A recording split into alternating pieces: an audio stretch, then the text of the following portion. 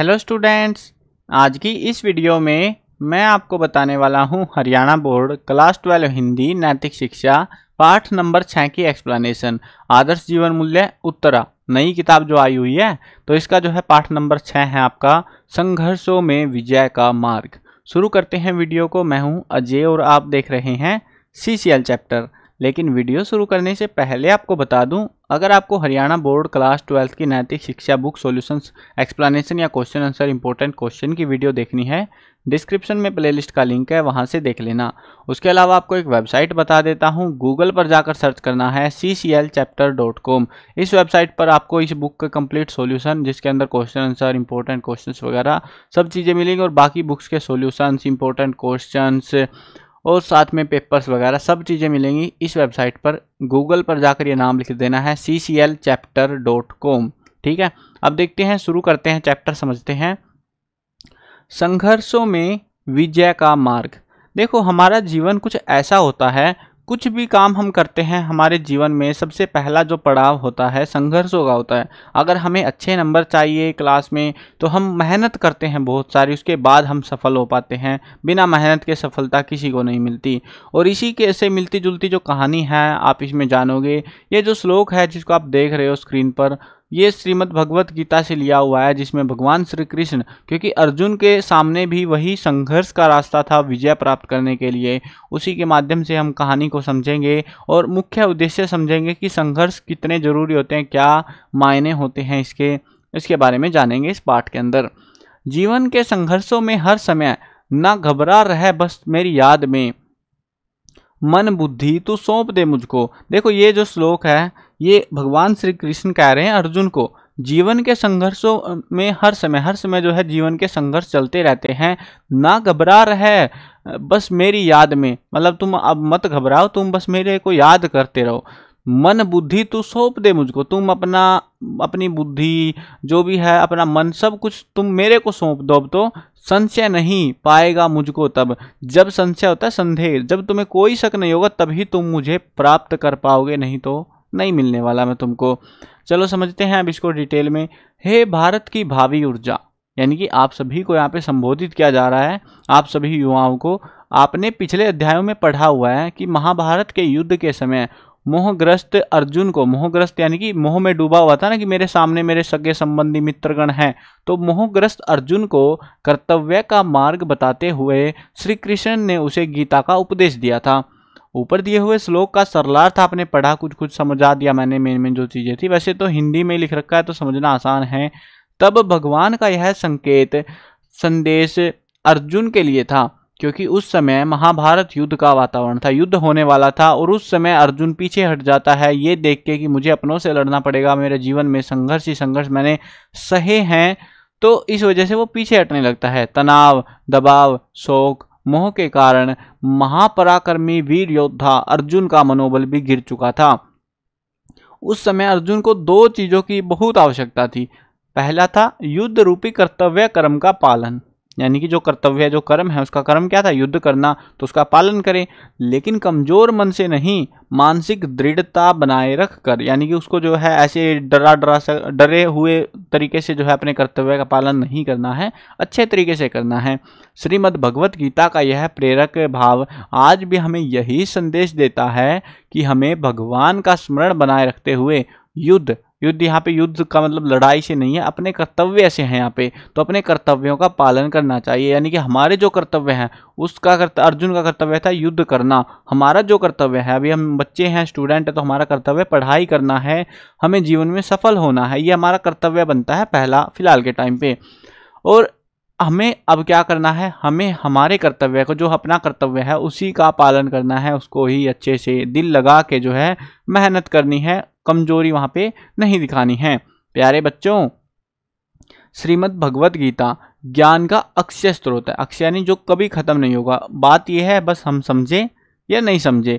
जो श्लोक को हम जो बातें हैं, जो ज्ञान है वो हमें समझ आ रहा है तो वो हमारे लिए बहुत काम का है। नहीं तो बहुत सारा ज्ञान दुनिया में ऐसे ही बिखरा पड़ा है, लेकिन कोई किसी को मायने नहीं रखता अगर आप उस ज्ञान को अपने जीवन को बेहतर बनाने के लिए इस्तेमाल नहीं कर पाते हो। तो इसीलिए यहाँ पे भी कहा गया है कि श्रीमद् भगवत गीता ज्ञान का अक्षय स्रोत है जो कभी खत्म नहीं होगा, बस आप उस ज्ञान को प्राप्त करने वाले बन जाओ एक बार।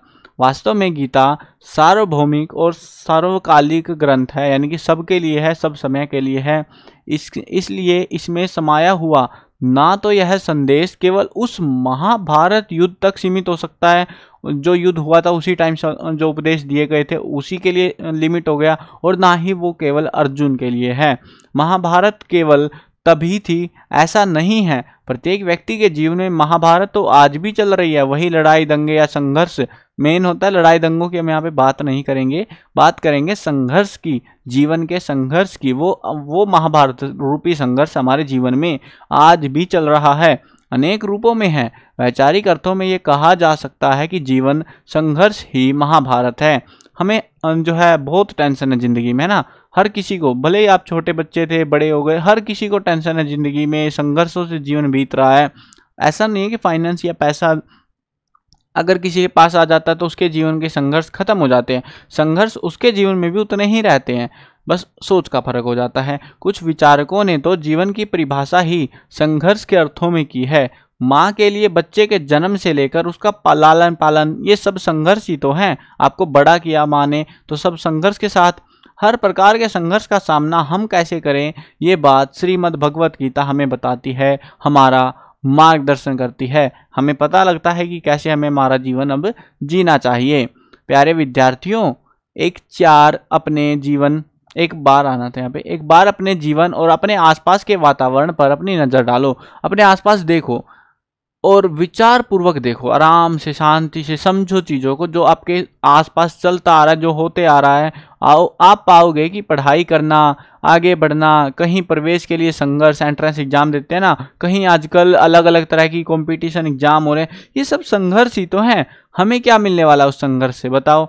हमें सिर्फ विजय मिलने वाली है, जीत मिलने वाली है। उसी जीत के लिए तो हम वो संघर्ष कर रहे हैं। अपने जीवन में सफल होने के लिए हम बार बार वो संघर्ष कर रहे हैं। इसके अतिरिक्त कहीं हमारे मन के अंदर वृत्तियाँ यानी कि कुछ बुराइयाँ जैसे कि ईर्ष्या, काम, क्रोध, अहंकार आदि के संघर्ष तो कहीं बार परिस्थितियों की अनुकूलता प्रतिकूलता रूप में संघर्ष, ये सभी महाभारत का ही रूप है। यानी कि हमारे जीवन में कभी कभी हम अंदर से इतने टूट जाते हैं, कभी गुस्सा आता है, कभी जो है हमारा मतलब नफरत होने लगती है। अलग अलग भावनाएं हमारे साथ बीतती रहती हैं। कभी स्थितियां हमारे अनुकूल होती हैं, कभी विपरीत हो जाती हैं। ये सब क्या है? ये सब हमारे जीवन का संघर्ष ही तो है, यानी जीवन की महाभारत ही तो है ये। आवश्यकता यह है कि हमारा मन किसी भी प्रकार से उकताए नहीं, घबराए नहीं, डरना नहीं है हमें कि कोई भी परिस्थितियां अगर आपके सामने आ जाती हैं। पिछले पाठों में भी हम पढ़ते आए हैं कि आपको समभाव दिखाना है, एक समान भाव से रहना है। ये सारे चैप्टर्स जो है ना, शुरुआती 5-6 चैप्टर, ये एक दूसरे के साथ कोरिलेट करते हैं, एक जैसी ही बातें बताते आ रहे हैं। संघर्षों को देखकर यदि हमारा मन ही लड़खड़ा गया, डगमगा, घबराया, उकता गया, तब ना तो सफलता प्राप्त हो पाएगी और ना ही आगे बढ़ने का मार्ग प्रशस्त हो पाएगा। जैसे उदाहरण के लिए आप एक जॉब का फॉर्म भरते हो, आपको नौकरी लगनी है और फॉर्म में आपने पता लगा कि भाई 15 लाख बच्चों ने अप्लाई किया हुआ है और मैं इकलौता, मेरी तैयारी भी ठीक ठीक, तो आप पेपर देने ही नहीं जाते हो, है ना। आप संघर्ष को डर के घबरा गए, डर गए और पीछे हट गए, तो आपको क्या लगता है, आपको वहाँ सफलता मिलेगी? नहीं मिलने वाली। एक पॉसिबिलिटी थी वो भी आपकी खत्म हो चुकी है। संघर्ष करना हमारा कार्य है, ये हम डिसाइड नहीं कर सकते हैं कि हमारा जीवन हमें कहाँ लेके जाएगा, किस राह पर लेकर जाएगा, लेकिन संघर्षों से पीछे नहीं हटना और एक सच्चे रास्ते पर, सही रास्ते पर हमें आगे बढ़ते रहना है। ये पर्सपेक्टिव हमारा मेन होना चाहिए। यदि मन ही हार मानकर बैठ गया तो शरीर की स्थिति कोई भी नहीं संभाल पाएगा। अगर हम मन से हार जाते हैं ना जब, तब दुनिया में कोई आपको इतना बहादुर नहीं बना सकता कि आप जो है उस फील्ड में जीत हासिल कर पाओ। सिवाय आपके। ठीक है, बहुत लोगों के साथ, बहुत सारे बच्चों के साथ आज के टाइम में ऐसा होता आ रहा है कि हाँ एक बार पेपर दिया फेल हो गया, और वो जो है निराशा में डूब जाता है, इतनी निराशा कि वो पेपर नहीं दे पाता है, आने वाले टाइम में सारे पेपरों में फेल हो रहा है। तो ऐसी स्थितियाँ उसकी हो जाती है। क्यों? क्योंकि वो मन से हार चुका है कि मेरे बस का नहीं है, उसके मन में बस चुकी है ये बात। लेकिन मन के हारे हार है, मन के जीते जीत। तो आपको भी अपने मन को मना लेना है और जीत की तरफ आगे बढ़ते हुए चलना है। अतः प्यारे बच्चों, संघर्ष रूपी महाभारत में विजय मतलब कि सफलता के लिए मानसिक दृढ़ता बहुत जरूरी है। आपका मन पक्का होना चाहिए, मुझे ये करना है, मुझे यहाँ सफल होना है तो होना है, कोई अल्टरनेट ऑप्शन नहीं होना चाहिए आपके पास में। आपको पता है, चलो ये तो हम पढ़ते रहेंगे, कहानी बताता हूँ, छोटी सी प्यारी सी कहानी है। एक राजा की कहानी है, ये नाम वाम मुझे याद नहीं है अभी, नामों से नहीं, कहानी की मतलब लॉजिक से या फिर कह सकते हो उनकी भावनाओं से समझो कि किस तरीके से पहले के लोग भी ये चीज़ का इस्तेमाल करते थे, मानसिकता के साथ खेलते थे। करते क्या थे, राजा जब हमला करने जाता था, नदी के समुद्री जहाज़ों से जाते थे वो दूसरे देशों पर हमला करने, तो जब सेना, उनकी पूरी सेना उतर जाती थी जहाज़ों से, उसके बाद जहाज़ों को जला दिया जाता था। अब उनके पास वापस जाने का कोई रास्ता नहीं है। अब उनके पास दो ऑप्शन है, तो मर जाओ या लड़ जाओ। तो वो क्या करते थे, दिल लगा के लड़ते थे ताकि वो अपनी जान बचा पाए। अब पहले क्या होता था, देखो दोनों पर्सपेक्टिव समझाता हूं, अब आपको समझना है मानसिकता कहाँ मायने रखेगी इस चीज में। पहला पर्सपेक्टिव था, अगर सेना कमजोर हो गई, राजा को चोट लग गई, कुछ भी पंगा हो गया, ठीक है, सेना भाग जाएगी, जहाज है भाई भाग जाएगी, वो मानसिक रूप से कमजोर है, वो डर चुकी है अब, तो वो पीछे हट जाएगी। लेकिन अब उसके पास पीछे हटने का ऑप्शन नहीं है, वो अपने मन को इतना दृढ़ बना लेंगे कि उसके पास इकलौता ऑप्शन है जीतना और जीतना। ठीक है, तो अब क्या करेगा, अब वो जो है भले राजा मरे कुछ होता रहे, उनको अपनी जान बचानी है, उनको लड़ना है, सबको मार देना है उनको। उनका पर्सपेक्टिव अब अलग हो चुका है, अब उनकी मानसिक दृढ़ता बहुत ही मजबूत हो चुकी है। और तब उस राजा को, और पता है उस राजा ने जितनी भी लड़ाइयां लड़ी, एक बार भी युद्ध नहीं हारा। तो उसको, राजा को कुछ अलग पता लग गया था ना, मानसिक दृढ़ता। यही मानसिक दृढ़ता अगर आपके अंदर होगी, आप भी जीवन में जो चीज आपको चाहिए वो आपको मिल जाएगी। दृढ़ता आपके अंदर होनी चाहिए, आपके अंदर पेशेंस होना चाहिए, और आपको आपकी भावनाओं पर काबू होना चाहिए। आप कुछ भी अपने जीवन काल में हासिल कर सकते हो। आपने लोगों को जीरो से हीरो बनते देखा होगा और हीरो से जीरो भी बनते देखा होगा, सब कुछ आपने देख लिया है। बहुत सारी कहानी आपको देखने को मिल जाएंगी, रियल लाइफ स्टोरी की मैं बात कर रहा हूँ, नकली कहानियों की नहीं। ठीक है, तो वो सिर्फ किसका खेल होता है, मानसिक दृढ़ता का। मन से हमने क्या सोचा हुआ, क्या हम उसको करना चाहते हैं, कितने दिल से चाहते हैं, कितनी मेहनत उसके लिए कर रहे हैं, कितना संघर्ष उसके लिए कर रहे हैं हम। ठीक है, ये चीज जरूरी थी। देखो पाठ तो हम सब पढ़ते हैं, टीचर्स आपको पढ़ा देंगे, कोई बात नहीं, लेकिन मैं ये चाहता हूं कि आप जीवन में सफल हो जाओ। बस मदद करने के लिए मैं हूं आपके साथ में। हमें यह बात अच्छी प्रकार से समझ लेनी चाहिए कि भौतिकवादी विज्ञान के पास मानसिक दृढ़ता बनाए रखने और गिरे हुए मनोबल को फिर से उठाने का कोई साधन नहीं है। बीमार हो गए गोली खा लेंगे, लेकिन अगर मन से बीमार हो गए, मन से कमजोर हो गए, इसके लिए कोई भी विकल्प हमारे पास नहीं है सिवाय हमारे। हम खुद ही अपने मन को मना सकते हैं।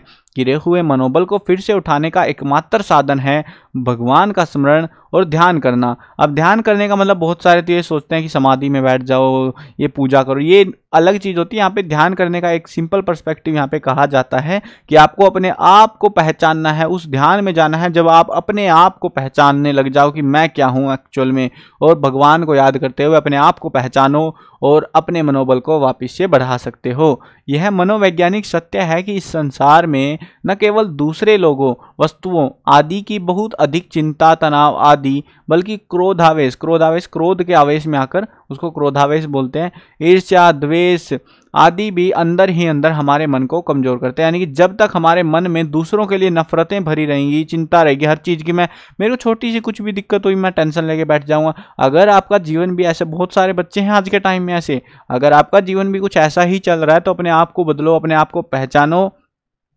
क्योंकि ये चीज आपके मन को कमजोर कर रही है, आपको आपके जीवन में आगे बढ़ने से रोक रही है। भगवान का नाम ध्यान करें, उन्हें स्मरण करके संघर्षों रूपी महाभारत में प्रवेश करने का अभिप्राय है मजबूत एवं निश्चित मन से कर्तव्य का पालन। यानी आपको ये करना है, अपने दिल से करना है, अपना कर्तव्य समझते हुए करना है, ये मेरा इकलौता काम है जिसको मुझे कंप्लीट करना है।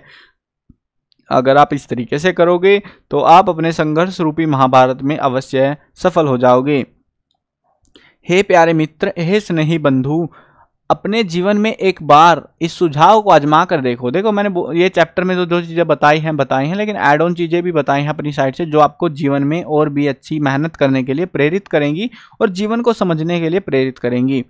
कुछ क्षण नित्य प्रति भगवान का ध्यान करो। भगवान का जो भी नाम या स्वरूप आपको प्यारा लगता है, आपको किसी को भगवान शिव प्यारे लगते हैं, किसी को भगवान राम प्यारे लगते हैं, किसी को भगवान श्री कृष्ण प्यारे लगते हैं, सबके अपने अपने विचार हैं, सबके अपने अपने प्यारे भगवान हैं। उसी भगवान को आप याद करो, उसी का आप ध्यान करो। कोई आग्रह नहीं नाम रूप का, लेकिन करो अवश्य। ये भी नहीं कह रहे हम कि यहाँ पे आपको नाम के पीछे लगे रहना कि मुझे ये भगवान भगवान तो चाहिए। आप अपने आप का भी ध्यान कर सकते हो, बट आप जो है एक देखो, ध्यान करने का ये मतलब नहीं है यहाँ पे कि भैया आप जो है भगवान की पूजा पाठ में ही लगे रहो, आप कुछ नहीं करो बाकी चीज़ें। आप यहाँ पे पर्सपेक्टिव इनका कहने का ये है पाठ में कि आप जो है ध्यान करो, कुछ समय निकालो भगवान को याद करते हुए अपने आप के लिए। एकांतवास में ऐसे नहीं है कि अकेले बैठ के और फोन चलाने, वो वाला समय नहीं। ध्यान लगाने का मतलब है आंखें बंद करो और शांत माहौल में बैठ जाओ, अपने आप को पहचानो कि मैं क्या हूं। तो उस चीज के लिए कहा जा रहा है आप स्वयं विशेष ऊर्जा, बल, ओज, शक्ति, शांति का अनुभव करेंगे। एक खुशी महसूस होगी, एक शांत सा मन आपका हो जाएगा।